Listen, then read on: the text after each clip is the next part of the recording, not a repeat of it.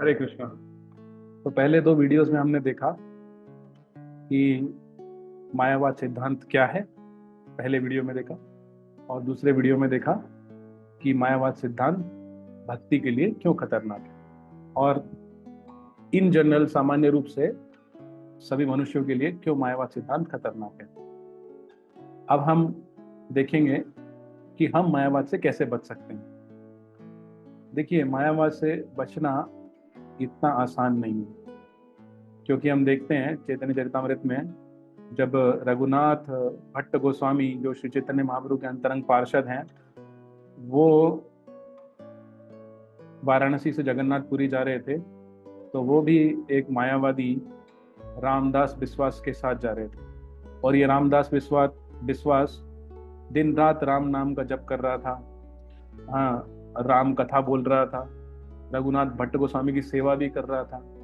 किंतु जब वो जगन्नाथपुरी पहुंचे, श्री चैतन्य महाप्रभु ने रघुनाथ भट्ट गोस्वामी को तो गले लगा लिया, लेकिन रामदास बिस्वास की ओर देखा तक नहीं, क्योंकि ये रामदास बिस्वास राम भजन कर रहा था, राम कथा कर रहा था भगवान राम बनने के लिए, भगवान बनने के लिए, जो कि मायावाद सिद्धांत है।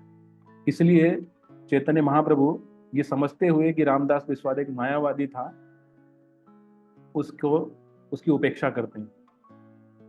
तो इसलिए हम भी देखते हैं हमारे समाज में बहुत लोग भक्ति की बातें करते हैं, भगवान के शरणागत होने की भी बातें करते हैं, लेकिन 99% बातें वही रहेंगी, केवल 0.1% उसमें गड़बड़ी रहती है कि अंत में बोलेंगे कि ये सब करने के बाद आप स्वयं भगवान बन जाएंगे।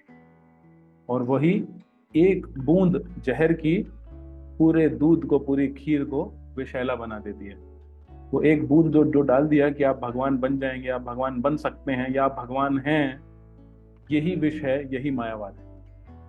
अब इससे हम कैसे बच सकते हैं? इसका पहला उपाय तो यही है कि इससे बचने के लिए हमें प्रामाणिक भक्तों से ही सुनना चाहिए, वो भक्त जो वैष्णव परंपरा में आ रहे हैं। तो मैं ये नहीं कह रहा कि इस्कॉन एकमात्र वैष्णव परंपरा है। दक्षिण भारत में श्री वैष्णव हैं, मध्व वैष्णव हैं, और निम्बार्क वैष्णव हैं, अनेक वैष्णव परंपराएं हैं पूरे भारत में। तो हम एक प्रामाणिक वैष्णव से ही सुने, जिनका जीवन भगवान की सेवा में समर्पित हो और जिनके सिद्धांत बिल्कुल स्पष्ट हों, जो भक्ति कर रहे हैं भगवान बनने के लिए नहीं, भगवान की सेवा करने के लिए, भगवान से प्रेम करने के लिए। इस्कॉन के भक्तों के लिए तो बहुत ही आसान है कि हम जिससे भी सुने वो दूसरा भक्त भी इस्कॉन का ही भक्त हो, क्योंकि इस्कॉन एक ऐसी संस्था है जिसमें अनेक शिक्षित विद्वान भक्त भी हैं, और थोड़ा सा भी दार्शनिक रूप से गड़बड़ होती है तो वो तुरंत उसको पहचान सकते हैं, वो उसको तुरंत पकड़ सकते हैं। इसलिए ऐसे भक्त जो सार्वजनिक रूप से प्रवचन कर रहे हैं, अगर उनके प्रवचन में, उनके सिद्धांत में थोड़ी त्रुटि है तो उसको तुरंत इंगित किया जाता है, तुरंत बताया जाता है।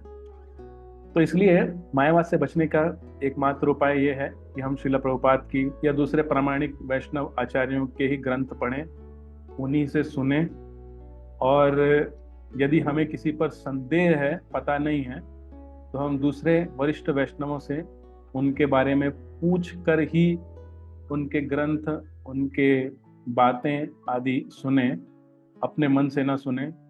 क्योंकि हम ऐसा देखते हैं इतिहास में कि जो भक्त इंद्रिय विषयों के प्रति आकर्षित होने के कारण भक्ति छोड़कर गए, वो तो भक्ति में फिर से वापस आ गए, लेकिन जो भक्त दार्शनिक नासमझी के कारण, फिलोसॉफिकल डेविएशन के कारण भक्ति छोड़कर गए, फिर वो कभी वापस नहीं, उनको करोड़ों अरबों जन्म भी लग सकते हैं। तो इसलिए हमें इस मायावाद सिद्धांत से बहुत सावधान रहना चाहिए। केवल प्रामाणिक भक्तों से ही सुने, इधर उधर से ना सुने, भले ही बाहर से वो कितने ही आकर्षक भक्त लग रहे हैं, भले ही कितने भक्ति में लीन लग रहे हैं, जब तक वो एक प्रामाणिक गुरु परंपरा में नहीं आते हैं, उनसे ना सुने, ना ही उनकी किताबें पढ़ें। इस प्रकार हम अपनी भक्ति की रक्षा कर सकते हैं और इस जन्म के अंत में भगवान के श्री चरणों की सेवा को प्राप्त कर सकते हैं। हरे कृष्ण।